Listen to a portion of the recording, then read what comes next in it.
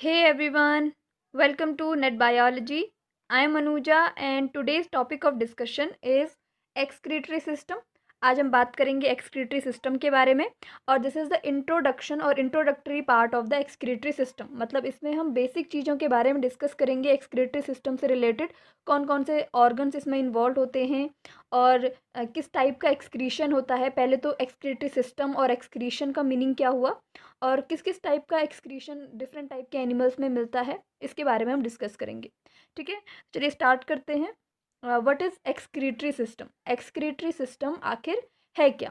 Excretory system को जानने से पहले थोड़ा पहले बात कर लेते हैं कि एक्सक्रीशन क्या हुआ। एक प्रोसेस जो एक्सक्रीटरी सिस्टम जिस प्रोसेस को प्ले करता है, तो excretion is the process of removing metabolic waste product from the organism's body is known as excretion. excretion क्या है? एक process है of removing metabolic waste product from the organism's body. किसी भी organism, किसी भी animal की आप बात कर लो या किसी भी plant, किसी भी organism की बात कर लो, उसकी बॉडी से जितना भी वेस्ट प्रोडक्ट है जो कि बॉडी को नेसेसरी नहीं है, बॉडी की उसकी ज़रूरत ही नहीं है, ऐसे प्रोडक्ट को एलिमिनेट करने की जो प्रोसेस होती है that is called the excretion. और ये क्या कह रहा है? Metabolic waste product. मेटाबॉलिज्म की एक प्रोसेस होती है हमारी बॉडी में, डाइजेशन, रेस्पायरेशन, जिसमें एनर्जी यूज़ हो, एनर्जी प्रोड्यूस हो और काफ़ी सारे डिफरेंट टाइप के जो मटेरियल है वो फॉर्म होते हैं, सिंथेसाइज होते हैं, एनाबॉलिज्म, कैटाबॉलिज्म, ये सब मिलके एक मेटाबॉलिक प्रोसेसेस बनाते हैं। इन प्रोसेसेस के थ्रू कुछ वेस्ट प्रोडक्ट भी क्रिएट होता है। ठीक है, और वेस्ट मटेरियल अगर बॉडी में ज़्यादा देर तक रहेगा तो ये बाकी ऑर्गन्स को भी नुकसान पहुंचा सकता है। इस वजह से एक्सक्रीशन होना ज़रूरी है, इस वेस्ट प्रोडक्ट का रिमूव होना ज़रूरी है। ठीक है, एलिमिनेट होना ज़रूरी है। और वो किस तरीके से होगा? By the process of excretion. ठीक है, तो अब एक्सक्रीशन पता चल गया। अब एक्सक्रीटरी सिस्टम क्या है? एक्सक्रीटरी सिस्टम सिंपल, जो सिस्टम इन्वॉल्व होगा एक्सक्रीशन की प्रोसेस में, मतलब रिमूवल ऑफ वेस्ट प्रोडक्ट के लिए जो सिस्टम इन्वॉल्व होगा, जो ऑर्गन्स उसमें इन्वॉल्व होंगे, they all are called excretory system. एक सिस्टम टाइप का बनाएंगे सारे ऑर्गन्स मिलके और एक्सक्रीशन की प्रोसेस करेंगे, तो उस सिस्टम को हम कहते हैं एक्सक्रीटरी सिस्टम। अब हम देखते हैं कि कौन कौन से ऑर्गन्स इन्वॉल्व होते हैं ह्यूमन बॉडी में। अगर हम केवल बात करें ह्यूमन की, तो उस ह्यूमन बॉडी में कौन कौन से ऑर्गन्स ऐसे होते हैं जो हेल्प करते हैं एक्सक्रीशन की प्रोसेस के लिए। ठीक है, organs in human body which helps in excretion. तो कौन कौन से ऑर्गन्स होते हैं? पहले तो लिवर, लिवर हेल्प करता है, स्किन से भी एक्सक्रीशन होता है, large intestine, lungs and last and most important is urinary system. Mainly सबसे ज़्यादा इम्पॉर्टेंट जो एक्सक्रीशन करता है, यूरिन फॉर्मेशन करता है, यूरिन का एक्सक्रीशन जिसके थ्रू होता है, that is called the urinary system. इसमें अलग अलग टाइप के ऑर्गन्स इन्वॉल्व होते हैं, इसलिए एक अलग से सिस्टम बनाते हैं। बाकी एक्सक्रीशन में आपका लिवर, स्किन, लार्ज इंटेस्टाइन और लंग्स भी इन्वॉल्व होते हैं। ठीक है, तो अगर हम एक्सक्रीटरी सिस्टम की बात करेंगे तो हम इन सारे ऑर्गन्स के बारे में बात कर रहे होंगे।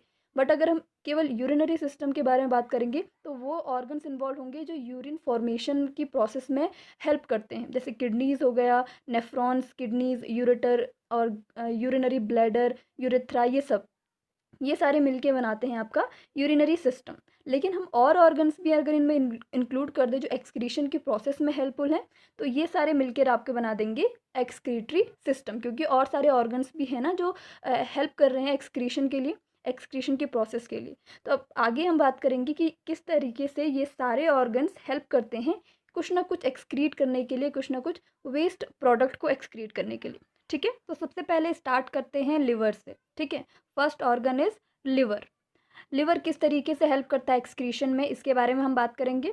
लिवर के वैसे तो बहुत सारे काम हैं, डाइजेशन में भी, स्टोरेज ऑफ फूड मटेरियल जैसे ग्लाइकोजन जो होता है वो लिवर में स्टोर रहता है। बाकी बहुत सारे फंक्शन हैं, जब हम डाइजेशन पढ़ेंगे उस टाइम पे हम डिस्कस करेंगे लिवर के फंक्शंस को। अभी फ़िलहाल के लिए हमें ये जानना ज़रूरी है कि किस तरीके से एक्सक्रीशन में हेल्प करता है। तो लिवर के क्या क्या फंक्शन होते हैं एक्सक्रीशन के लिए?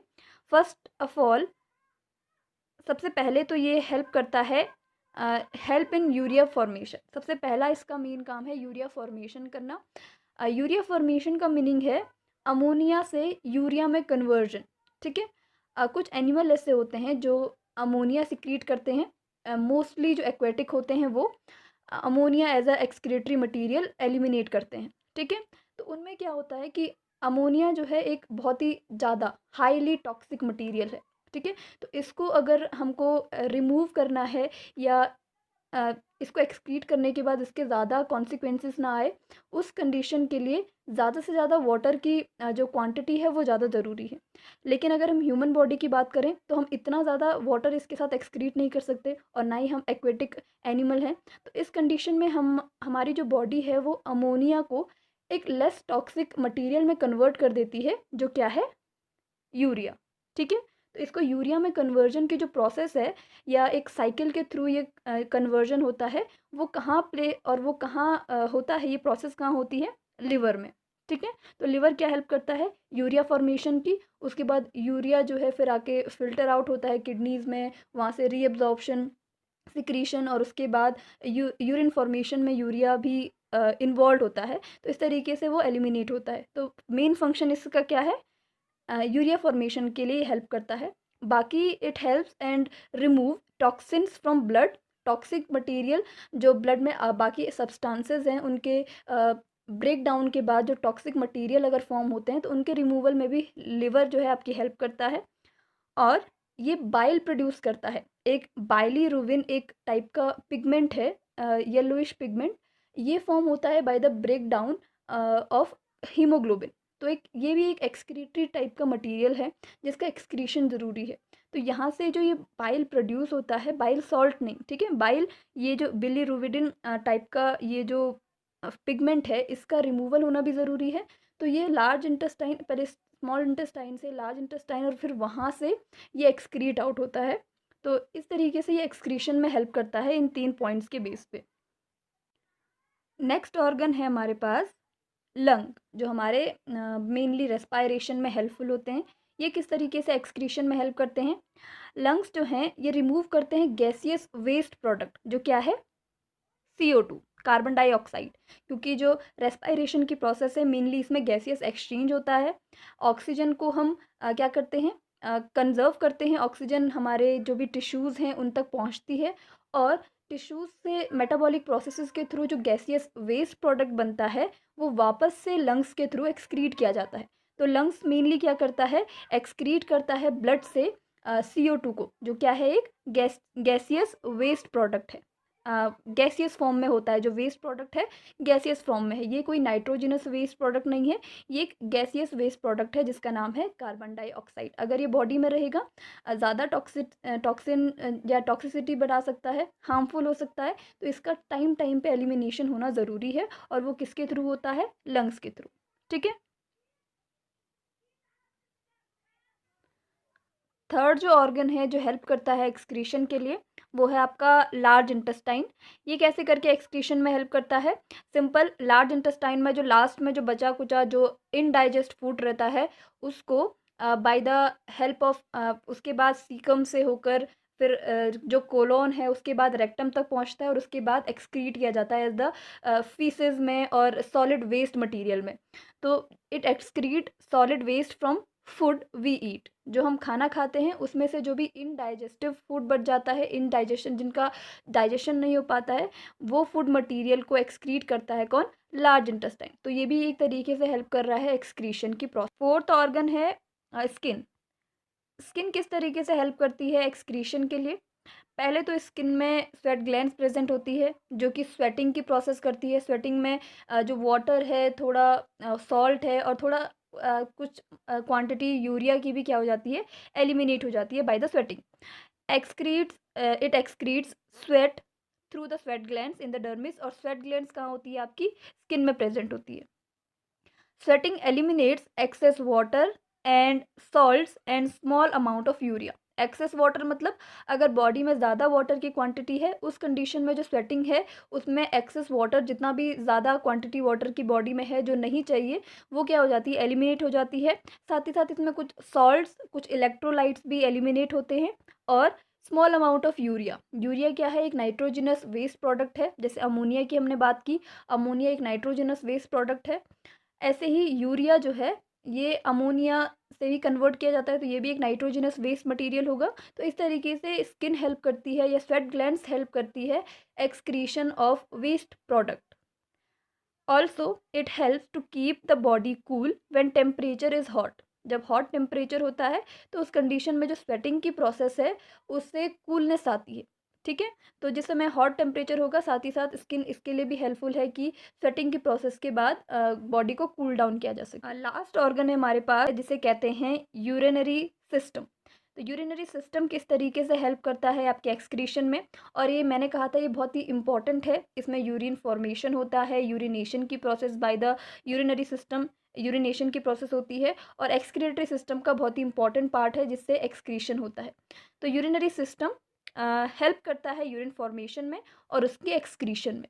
अब हम आगे देखेंगे कि इसमें कौन कौन से ऑर्गन्स इन्वॉल्व होते हैं और ये किस तरीके से हेल्प करता है यूरिनेशन में या यूरिन फॉर्मेशन में। ठीक है, तो पहले तो यूरिनरी सिस्टम जो होता है वो कंसिस्ट करते हैं 4 ऑर्गन्स को। ठीक है, तो इनमें कौन कौन से ऑर्गन्स हैं? पहला तो सबसे इंपॉर्टेंट है kidney, second is ureter, third is urinary bladder and fourth is urethra. ठीक है, किडनी का क्या फंक्शन होता है? किडनी में होता है यूरिन फॉर्मेशन। ठीक है, फिल्ट्रेशन, रीअब्जॉर्प्शन एंड सिक्रीशन के बाद नेफ्रॉन की सारी प्रोसेस से आगे बात करेंगे किडनीज एंड नेफ्रॉन्स के बारे में, फिर यूरिन फॉर्मेशन के बारे में किस तरीके से ये प्रोसेस होती है। लेकिन अभी के लिए फ़िलहाल हम इतना जान लेते हैं कि किडनी में क्या होता है, यूरिन फॉर्मेशन होता है, केवल फॉर्मेशन, एक्सक्रीशन नहीं। ठीक है, केवल फॉर्मेशन होता है किडनीज़ में।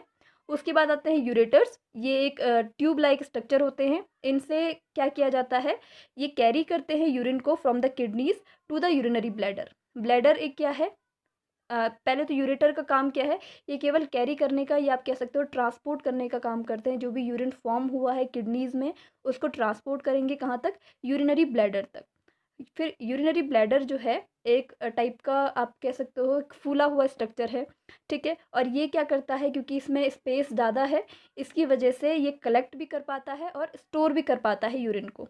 और जो लास्ट ऑर्गन है दैट इज़ यूरेथ्रा, जहाँ से डिस्चार्ज होता है या या यूरिनेशन या एक्सक्रीशन होता है यूरिन का, जो भी फॉर्म हुई है वेस्ट प्रोडक्ट का, जो यूरिन फॉर्म हुई है उसको एक्सक्रीट या डिस्चार्ज करने का काम कौन करता है, यूरेथ्रा। एंड जो ओपनिंग होती है यूरेथ्रा की वो क्या होती है, वॉलंटरी होती है और हमारे अपने बस में होता है। ठीक है, मतलब ये हमारे कंट्रोल में है। ठीक है, तो ये होते हैं यूरिनरी सिस्टम के organs, kidneys, ureter, urinary bladder and urethra. Kidney का काम है यूरिन फॉर्मेशन का, यूरेटर का काम है जो भी यूरिन फॉर्म हुआ है उसको ट्रांसपोर्ट करने का, कहाँ तक, यूरिनरी ब्लैडर का, ब्लैडर तक। और यूरिनरी ब्लैडर का काम होता है यूरिन को कलेक्ट करना और स्टोर करना, और यूरेथ्रा का काम होता है इसे डिस्चार्ज करना। ठीक है, तो अब इन ऑर्गन्स को देख लेते हैं कि कहाँ कहाँ लोकेट होते हैं और किस तरीके से दिखते हैं, उसके बाद आगे की बात करेंगे। अब थोड़ा यूरिनरी सिस्टम के बारे में बात कर लेते हैं। यूरिनरी सिस्टम में कौन कौन से ऑर्गन्स इन्वॉल्व होते हैं और ये कहाँ कहाँ लोकेट होते हैं। जैसे मैंने इससे पहले बताए कुछ ऑर्गन्स के बारे में, वो ऑर्गन कहाँ कहाँ लोकेट होते हैं इनके बारे में बात कर लेते हैं। तो ये कुछ तरीके, इस तरीके का दिखता है आपका यूरिनरी सिस्टम। यहाँ पे जो ये वाली ग्लैंड है, येलो कलर की ग्लैंड, पेल कलर की ग्लैंड्स आपको दिख रही होंगी, that is called the adrenal gland. और इन्हें हम सुप्रा रीनल ग्लैंड भी कहते हैं क्योंकि ये रीनल यानी कि किडनीज के ऊपर लोकेटेड होती हैं। इनका काम होता है कुछ हार्मोन सिक्रीट करना, उसके बारे में आगे बात करेंगे जब हम एंडोक्राइन सिस्टम पढ़ेंगे। ठीक है, उस समय एड्रिनल ग्लैंड के बारे में डिटेल में बात करेंगे। मेनली अभी फ़िलहाल इतना जान लेते हैं कि ये कुछ हार्मोन सिक्रीट करते हैं जो इलेक्ट्रोलाइट कंट्रोल, जैसे एल्डोस्टेरोन की बात की थी, जो इलेक्ट्रोलाइट कंटेंट जो है उसको मेंटेन रखने का काम करते हैं। और भी सारे इसके हार्मोन्स हैं, नॉर एपिनेफ्रिन, एपिनेफ्रिन, इनके बारे में बात करेंगे। ठीक है, पहले हम जान लेते हैं वो 4 ऑर्गन्स जिनके बारे में हमने इससे पहले वाली स्लाइड में देखा था। तो ये है आपकी किडनीज, ये जो ब्राउन कलर की हैं, सेम के बीज जैसी, उनको कहते हैं हम किडनीज। इधर साइड वाली जिसको अभी यहाँ पे पॉइंट आउट किया गया है that is the left kidney, और जो दूसरी साइड की है वो राइट किडनी है। ठीक है, अब उसके बाद यूरेटर हमने देखा था, ये जो पाइप लाइक स्ट्रक्चर है, ये तो किडनी है, ये एड्रिनल ग्लैंड है। ये जो पाइप लाइक और ट्यूब लाइक स्ट्रक्चर हैं जो कि ट्रांसपोर्ट करने का काम करते हैं जो भी यूरिन फॉर्म हुई है, उनको हम कहते हैं यूरेटर। फिर आपका यूरिनरी ब्लैडर जो एक फूला हुआ स्ट्रक्चर है और ये कलेक्ट और स्टोर करने का काम करता है यूरिन को। That is urinary bladder. उसके बाद ये है right kidney, right ureter and urethra. Main यहाँ पे जहाँ पे से ओपनिंग होती है, जहाँ से डिस्चार्ज होगा यूरिन का, वो कुछ यहाँ पे लोकेट होता है, ठीक है। और ओपनिंग हमारे कंट्रोल में है, ठीक है। ये है urethra. Adrenal gland, left kidney and right kidney, left ureter, right ureter, urinary bladder and urethra, ठीक है। तो ये है स्ट्रक्चर ऑफ यूरिनरी सिस्टम। अब बात करते हैं कुछ एक्सक्रीशन के मोड की, मोड ऑफ एक्सक्रीशन या टाइप ऑफ एक्सक्रीशन कितने टाइप का होता है डिफरेंट डिफरेंट एनिमल्स में, ठीक है। टाइप्स ऑफ एक्सक्रीशन, तो पहले तो एक होता है, पहले हम जान लेते हैं कि कितने टाइप का होता है। मेनली 5 टाइप का एक्सक्रीशन मिलता है, 5 टाइप के मोड में एक्सक्रीशन होता है। First one is ammonotelism, second one is ureotelism, third one is uricotelism, fourth one is aminotelism and last one is guanotelism, ठीक है। तो 5 तरीके का मोड ऑफ एक्सक्रीशन होता है। अब इन सबको एक बार डिटेल में बात कर लेते हैं कि अमीनोटेलिज्म क्या हुआ, अमोनोटेलिज्म क्या हुआ, इनके बारे में बात कर लेते हैं। सबसे पहले स्टार्ट करते हैं अमोनोटेलिज्म से। अमोनोटेलिज्म क्या है? The process by which ammonia eliminates और excrete out is known as ammonotelism and the organism which excrete ammonia are known as ammonotelic. अब जो प्रोसेस है एक्सक्रीशन की, that is the process by which जो metabolic waste product है वो eliminate होते हैं। तो मेटाबॉलिक वेस्ट प्रोडक्ट अगर किसकी फॉर्म में हो, अमोनिया की फॉर्म में हो, तो एक्सक्रीशन की प्रोसेस क्या कहलाएगी? अमोनोटेलिज्म। और जो ऑर्गेनिज्म है जो अमोनिया एक्सक्रीट कर रहे हैं उनको हम कहेंगे अमोनोटेलिक एनिमल्स। और ये प्रोसेस या ये जो अमोनोटेलिज्म की जो एक्सक्रीशन का मोड है, ये मेनली किस में मिलता है? जो एक्वेटिक एनिमल्स होते हैं, क्योंकि ये अफोर्ड कर पाते हैं वाटर लॉस को। ज़्यादा से ज़्यादा अगर वाटर एक्सक्रीट भी हो गया या जो अमोनिया जो है उसकी टॉक्सिसिटी को कम करने के लिए हमको वाटर की ज़रूरत है। और एक्वेटिक एनिमल है तो जो उनका इन्वायरमेंट है वो किस तरीके का है, वहाँ पे वाटर की प्रेजेंस ज़्यादा है।